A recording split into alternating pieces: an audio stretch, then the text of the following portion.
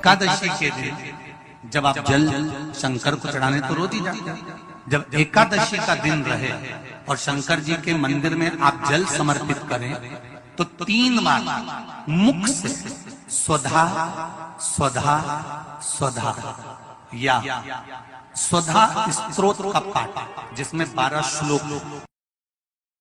दिन में आपने एकादशी दे दी, गीता जी करवा दी, पाठ करवा दिया। शिव का शंकर बहुत ज्यादा बीमार पड़ा हुआ है और बहुत बुजुर्ग है, लगभग 90-95 साल की हैं और शरीर गल गया, शरीर में अब कीड़े पड़ रहे हैं। सिस्टर को बुलाते हैं, डॉक्टर को बुलाते हैं, तब उनको साफ करते हैं, शरीर इतना गल चुका। उसके लिए क्या करना चाहिए?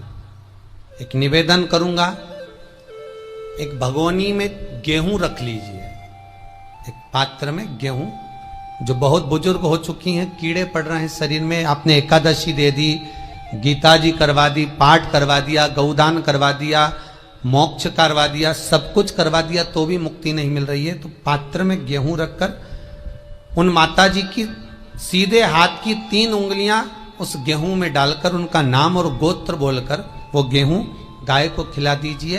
पात्र किसी गरीबड़े को, भिक्षुक को दे दीजिए। महाराज 3 या 4 दिन में मोक्ष प्राप्त हो जाता है। इतनी अगर भोग रही हैं तो कर सकते, इतना कष्ट अगर भोग रही हैं कि शरीर गल चुका है, कीड़े पड़ रहे हैं शरीर के अंदर और सारी खाल टपक टपक कर गिर रही है, तो उनकी मुक्ति हो, उनका मोक्ष हो। आज माता जी कह रही थी कि हमने गीता जी सुना दी, पाठ करा दिया, सब करा दिया, पर मुक्ति नहीं। में रहते हैं, मृत्यु लोक का अगर कोई देव है तो वो महादेव है। सोमवार के दिन 5 बेलपत्र, 5 पुष्प, 5 दुर्वा और 5 पात्र जल। सोमवार के दिन शिव जी के मंदिर में प्रातः के समय पर बाबा को 1 बेलपत्र, 1 दुर्वा, 1 पुष्प, 1 लोटा जल समर्पित कर कर थोड़ी देर रोककर श्री शिवाय नमस्तुभ्यम या पंचाक्षर मंत्र ओम नमः शिवाय स्मरण कर कर, महामृत्युंजय मंत्र का स्मरण कर कर, फिर बेलपत्र, फिर दुर्वा, फिर पुष्प, फिर जल, ऐसा 5 बेलपत्र, 5 दुर्वा, 5 पुष्प, 5 पात्र जल तुम रुका जी का नाम लेकर समर्पित कर कर उस जल का आचमन करिए। 5 सोमवार या 7 सोमवार करिए, बाबा गर्भ अवश्य ठहराएगा और संतान अवश्य हो। के लिए मरना जरूरी नहीं है, मृत्यु प्राप्त कर लेना एक सरल विषय है।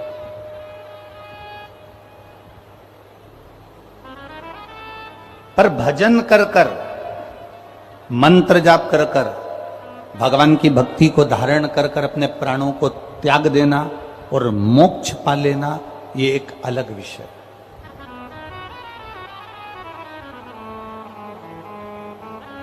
ये एक अलग विषय। मोक्ष पाने के लिए मरना जरूरी नहीं है। अगर कोई आपसे कहे कि भैया मोक्ष चाहिए तो मरना पड़ेगा, ना ना ना ना, मोक्ष पाने के लिए मरना जरूरी नहीं है। मोक्ष पाने का सबसे सुंदर तरीका है अपने आप को समझना। हम जो जिंदगी जी रहे हैं, हम जो भगवान की भक्ति में रमे हुए हैं, हम जो भजन में रमे हुए हैं, हम जो मंत्र साधना में रमे हुए हैं, हम जो माँ की सेवा में रमे हुए हैं, हम जो महादेव की सेवा में रमे हुए हैं, हम जो परमात्मा की सेवा में रमे हुए हैं, मोक्ष के लिए मरना जरूरी नहीं है। मोक्ष के लिए अपनी उस चलती हुई जिंदगी में, अपने जीवन में अपने आप को जान लेना हमारा मोक्ष प्राप्ति का साधन बन सकता है। अपने आप को पहचान लेना। गंगा के जल में एकादशी के दिन 7 बेलपत्री डालकर जो नंदीश्वर भगवान अर्थात जो शंकर जी के शिवलिंग के सामने नंदी होता है, उस नंदी के चरण पर गंगा का जल चढ़ाकर बेलपत्री शिव पर समर्पित कर देता है उसके घर में रुपया रुकना चालू हो जाता है, फिर वो गलत जगह पर नहीं जाता, गलत स्थान पर वो धन जाएगा ही। एकादशी तिथि आए, उन दीप को भगवान के सामने प्रज्वलित कर कर 5 दिए अपने दरवाजे के पास में बाहर की ओर रख देता है, उसके घर में कभी रोग बीमारी और लक्ष्मी की कोई कमती नहीं होती, उसका जीवन सार्थक हो जाता है, जॉब सर्विस नौकरी में सफलता प्राप्त हो जाती है। परंतु वो भी एकादशी को ही होता है। तुलसी के 11 पत्ते डाले जाते हैं। कितने पत्ते डालते हैं? 11 तुलसी के पत्ते डालते हैं, और उसको किसी भी नारायण के मंदिर में, राम कृष्ण भगवान विष्णु दत्त आदि जितने नारायण के मंदिर हैं, उस मंदिर में किसी भी पात्र में, एक छोटे से पात्र में उसको भरकर रखी आते हैं महाराज। कुछ देर तक पात्र को रखा जाता है, फिर वही पात्र का जल किसी भी वृक्ष के नीचे डाल दिया जाता है, उससे भी नौकरी के लिए फायदा मिलता है। तो में किया गया हमारा पाप कर्म है, हमने किसी जीव की हत्या करी है, हमने किसी को कष्ट प्रदान करा है, हमने किसी को अपशब्द कहा है, हमने किसी को ताने दिए, हमने किसी को आड़ा टेढ़ा कहा है, हमने किसी को गालियां दे दी है, मात्र एकादशी का व्रत ही कर लेने पर ये सारे जो दोष हैं वो समाप्त हो जाते हैं। से मेरा केवल इतना है, 3 तरह से मरे हुए व्यक्ति को कभी मोक्ष नहीं मिलता। नारद जी बोल रहे हैं ब्रह्म जी से, ब्रह्मदेव, 3 तरह से मरे हुए व्यक्ति को मोक्ष नहीं मिलता। पहला, पानी में डूबकर मरे हुए व्यक्ति को मोक्ष नहीं मिलता। दूसरा, स्त्री के हाथ से मरे हुए व्यक्ति को मोक्ष नहीं मिलता। और तीसरा, सर्प के डसे से मरे हुए व्यक्ति को मोक्ष नहीं मिलता। तो नारद जी बोल रहे हैं जब 3 तरह से मरे हुए व्यक्ति को मोक्ष नहीं मिलता, तो फिर परीक्षित को सर्प ने डसा था, उसको क्यों मिल गया? शास्त्र एक तरफ कह रहा है कि सर्प से डसे हुए व्यक्ति को मोक्ष नहीं मिलता, पानी में डूबकर मरे हुए व्यक्ति को मोक्ष नहीं मिलता, स्त्री के हाथ से, नारी के हाथ से मरे हुए व्यक्ति को मोक्ष नहीं मिलता, तो फिर परीक्षित को मोक्ष कैसे मिल गया?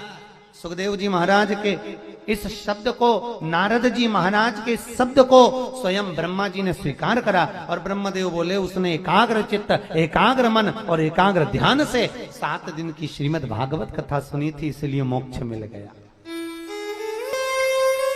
कहा भागवत इतनी रसवान है कि पापी भी सुन ले तो तर जाए, पापी भी सुन ले तो तर जाए। ब्रह्मा जी बोले भागवत तो वो रस तत्व है कि पूरी तो जाने दो, अगर केवल श्रीमद् भागवत भी कान में पड़ जाए, इतना शब्द, कितना शब्द जम के बोलो जरा, श्रीमद् भागवत, इसका मतलब है श्री से तू कहीं भाग मत, क्योंकि वो तेरा पीछा छोड़ेंगे नहीं, मर जाएगा उसके बाद भी लेके जाएंगे तो चिल्लाएंगे राम नाम सत्य। जब वो पीछा छोड़ेगा ही नहीं तो भाग क्या करोगे? क्यों भागा? इतना भी संबोधन सुन लिया श्रीमद् भागवत तो भी जीव तर गया। तो इतना संबोधन श्रवण करा तो मैं तर तो गया, पर यहाँ वर्णन आया कि ऐसा भागवत में है क्या? क्या है? इतना सुंदर कहा है महाराज, मान लो कोई काम है आपका और आपका वो काम नहीं हो रहा, आपने पूरा प्रयास कर लिया, बहुत मेहनत कर ली, और वो काम यदि आपका नहीं हो रहा, तो एक नियम बनाओ, 5 सोमवार, 5 बेलपत्र, 5 चावल का दाना, 5 कनेर का पुष्प पीला,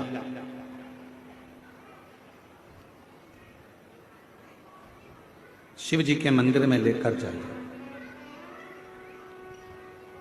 सबसे पहले अशोक सुंदरी वाली जगह पर वो 5 बेलपत्र, 5 चावल के दाने और 5 कनेर का पुष्प, अशोक सुंदरी की जगह, आपको मालूम है ना अशोक सुंदरी की जगह सबको, तो इस स्थान पर आप जो भी 5 बेलपत्र, 5 चावल का दाना, 5 कनेर का पुष्प लेकर गए हो, यहां समर्पित करो, शिव जी से प्रार्थना करो, बाबा मेरा ये काम है पूर्ण होना चाहिए, बहुत हाथ पैर जोड़ लिए लोगों के, हो नहीं रहा।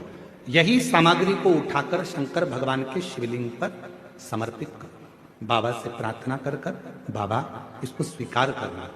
जैसे अशोक सुंदरी की बात को आप स्वीकार करते हो, वैसे ही अशोक सुंदरी की बात को स्वीकार कर कर मेरी झोली भरना। 5 सोमवार बाबा के मंदिर में जाकर ये प्रयास करना प्रारंभ करो, ये कार्य करना प्रारंभ करो।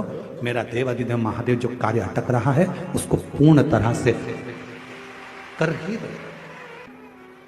5 सोमवार का नियम बनाओ, 5 बेलपत्र, 5 चावल के दाने और 5 बोलो बोलो कनेर के पुष्प पिला से शिवजी का जल बहकर निकल रहा होता है, उसको कभी लांगा नहीं जाता।